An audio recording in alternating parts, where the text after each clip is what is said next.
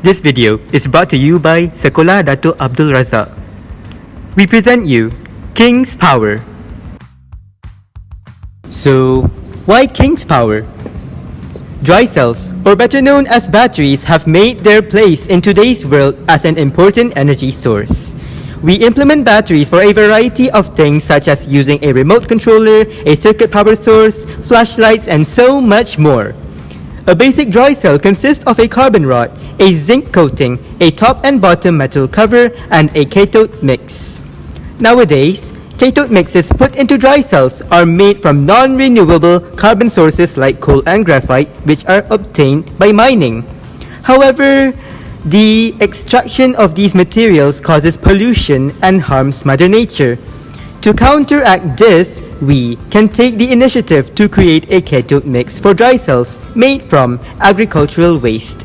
We say agricultural waste should be recycled rather than being disposed of just like that.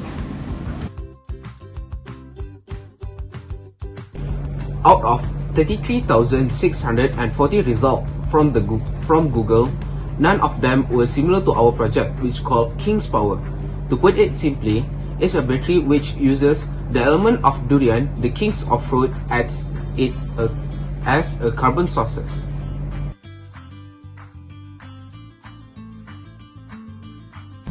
Firstly, we collected raw materials such as bamboo, coconut shells, and durian husks.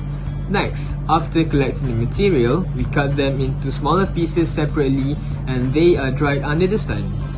After the raw materials are dried, we burn them separately via pyrolysis. Some of the materials are heated in a closed crucible. This method enables the combustion to occur under a condition of no oxygen. Pyrolysis also preserves the carbon content in the materials until it becomes black and brittle charcoal, or in this case, biochar. After pyrolysis, the biochar was grinded until it became fine powder.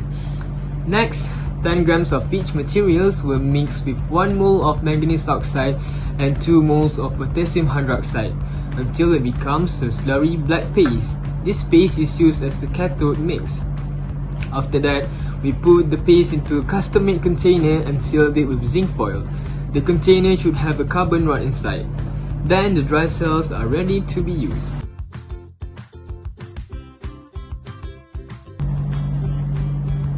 Based on the data collected, each biochar obtained from raw material shows different characteristics and components.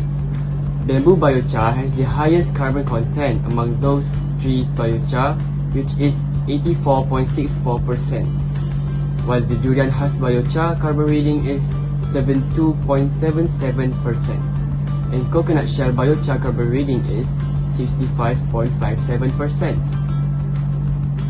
The biochar powder from each material are mixed with potassium hydroxide solution as the electrolyte and manganese oxide solution as the catalyst. In our study, we found out the average voltage produced by each dry cell varies. The durian husk biochar produces an average reading of 0.97 volts, which is higher than the average voltage of coconut shell biochar, which is 0.73 volts, followed by bamboo biochar, which is 0.57 volts. Environmentally, this project reduces contribution of carbon dioxide emission to the atmosphere. By opting for natural resources, we minimize the use of fossil fuels and cut down pollution towards Mother Nature.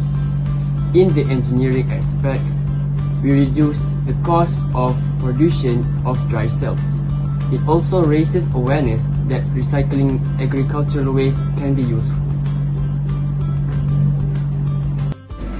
In the future, we would like to continue working on this project to create a fully functional dry cell and move on to the next phase to give an evolution to the King's Power dry cell.